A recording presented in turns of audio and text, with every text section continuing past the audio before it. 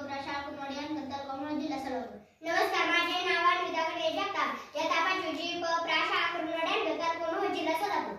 नमस्कार, माझे नाव प्रणाली योजना थोरात, इयत्ता 5वी प प्रशाल कुमार यांबद्दल कॉमन जिल्हा सोलापूर.